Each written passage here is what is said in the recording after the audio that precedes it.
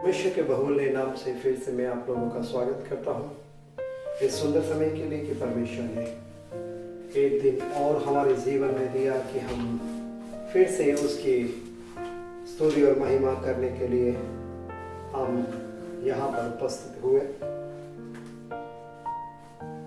और सच में ये बड़ा ही बहुमूल्य दिन है कि हमारे लिए कि परमेश्वर की आत्मा के द्वारा, पवित्र आत्मा की अगुवाई के द्वारा हमें एक बहुमूल्य वचन मिला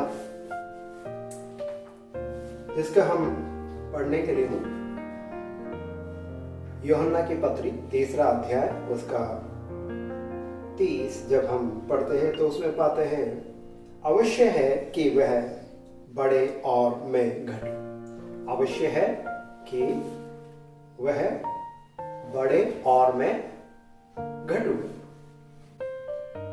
परंतु जब हम इस वचन के बारे में वचन में हम जब देखते हैं कि वो बढ़े और मैं घटूं, किस आधार पर हम ये कह सकते हैं कि हमारी लंबाई, हमारी कद, हमारा किसी भी प्रकार के कोई परिवर्तन हो जाए, कैसे हम घट जाएंगे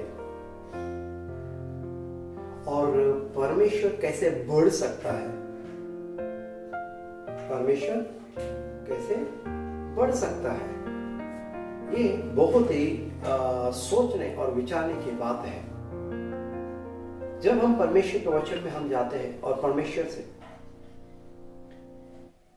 ना तो वो बढ़ सकता है ना हम घट सकते हैं।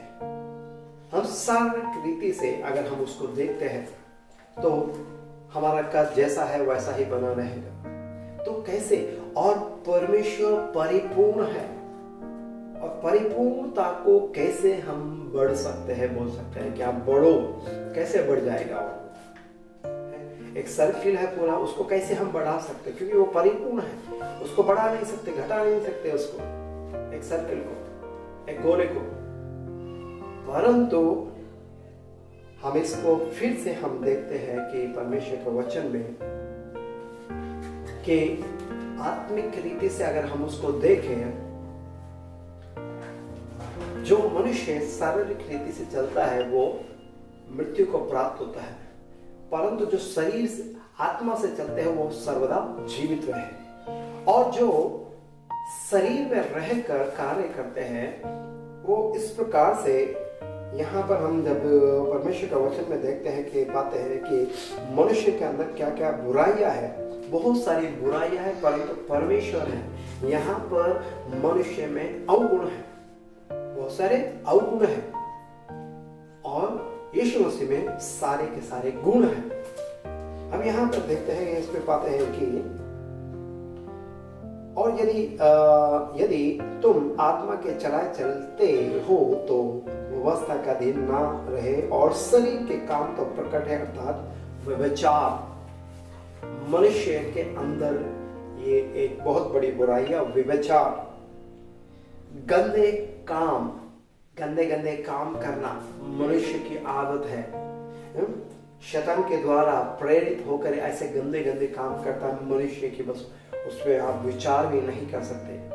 आज जो इस संसार में चल रहा है वो बहुत सारी बुराइयां हैं, वो सारे के सारे गंदे काम, मूर्ति पूजा, टोटका करना। अब सर्किलों पे चले जाइए और आप जब सर्किल पे जाके देखेंगे तो बहुत सारे ऐसे टोटके के काम करने वाले लोग रात्रि में वहां पर छोड़ के चले जाते हैं।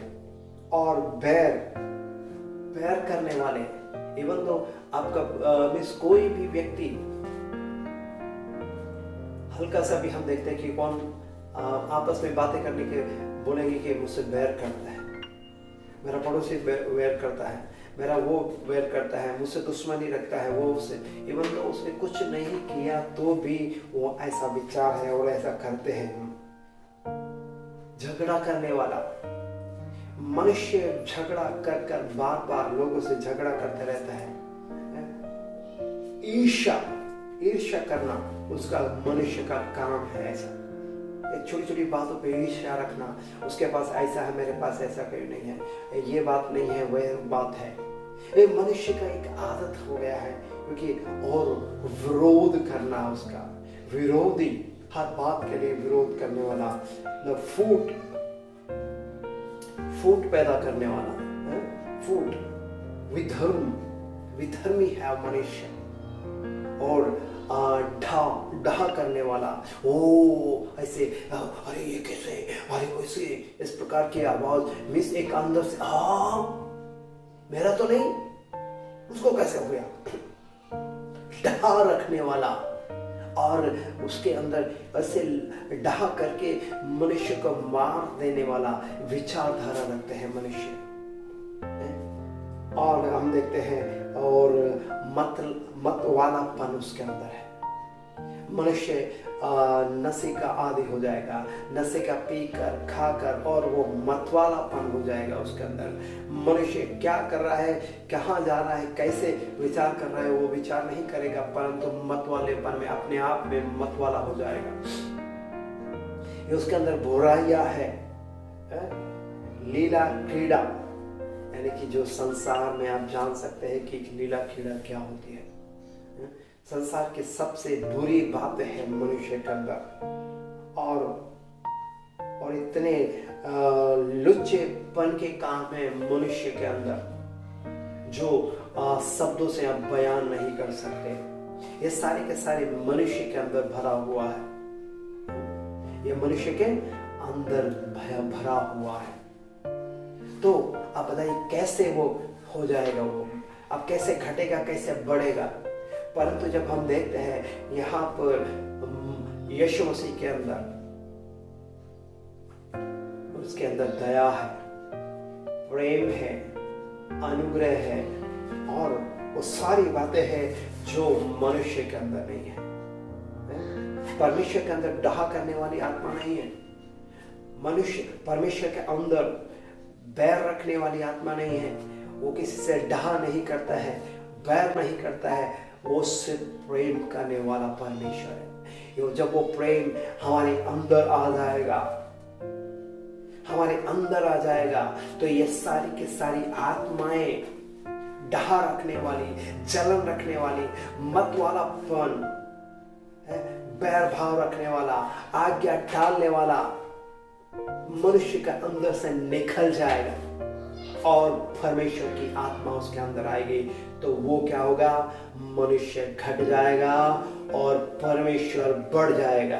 यानी कि हमारे अंदर परमेश्वर बढ़ेगा, तभी हम घट सकते हैं। वो परमेश्वर कैसे बढ़ेगा, वो सारी बुराइयां निकल जाएगी, तो ही हम घट सकते हैं और परमेश्वर हमारे अंदर हो सकता है। क्योंकि हम परमेश्वर के मंदिर हैं, हम परमेश्वर की रचना है, हम परमेश्वर के बनाए हुए वो आकृति है जिसने हमें बनाया है। उसमें, इस मंदिर के अंदर वो परमेश्वर की आत्मा विराजमान है।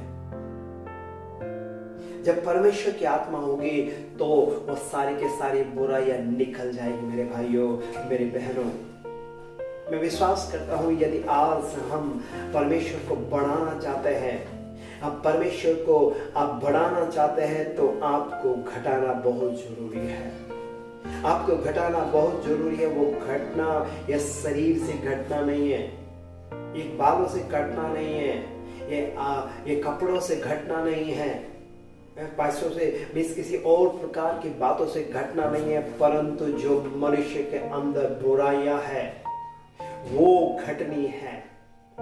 तभी परमेश्वर की आत्मा के फल मनुष्य के अंदर आएंगे। जो जब तक मनुष्य परिवर्तन नहीं होगा, जब तक परमेश्वर बढ़ नहीं सकता हमारे अंदर। इसलिए मेरे प्रिय भाइयों और बहनों, मैं चैलेंज करता हूं, आप इस शब्द को और इस वचन को बार बार तो हम पढ़ते हैं कि अवश्य है कि वो बढ़े और मैं घटूं।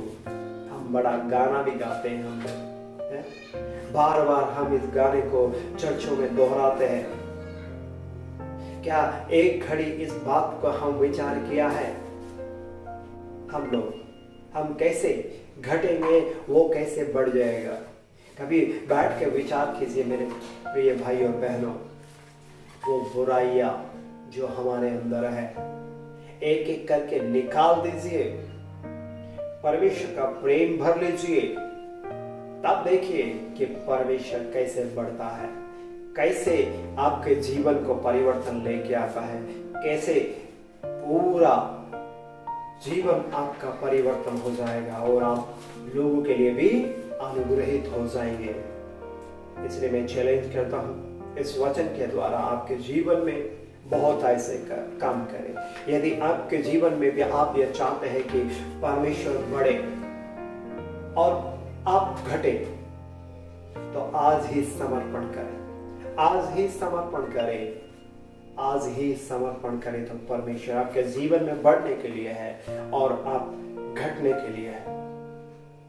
मैं आप लोगों के लिए मैं प्रार्थना करना चाहता हूँ। आइए हम सरों को झुकाए। परम पिता परमेश्वर, फिर से मैं आपकी संगति में मैं लेके आ रहा हूँ भाई और बहनों को जो इस वीडियो से जुड़े हैं। पिता परमेश्वर उनके जीवन में आप बढ़िए, आप उनकी आत्मा में बढ़िए, आप उनके जीवन में, उनके परिवार में बढ़िए, आप उनके हर एक काम में बढ़ जाइए, ताकि वो उनके जीवन से बुराइयां निकल जाए, समस्या निकल जाए, वो सारी गंदगी बातें निकल जाए जो मनुष्य के आपके अनुसार सही नहीं है। पिता परमेश्वर और पिता परमेश्वर, मैं भाई और बहनों के लिए मैं प्रार्थना करता हूँ परमेश्वर, जो जंगाई और जो बातें रुकी है उनके जीवन में, इन्हीं के कारण से यीशु आपके द्वारा हटा दी जाए और उनको चंगाई प्राप्त हो जाए। पिता परमेश्वर, और मैं सभी को ये छोटी सी दुआ के साथ यीशु नासरी के नाम से मांगता हूँ, सुन और कबूल कर,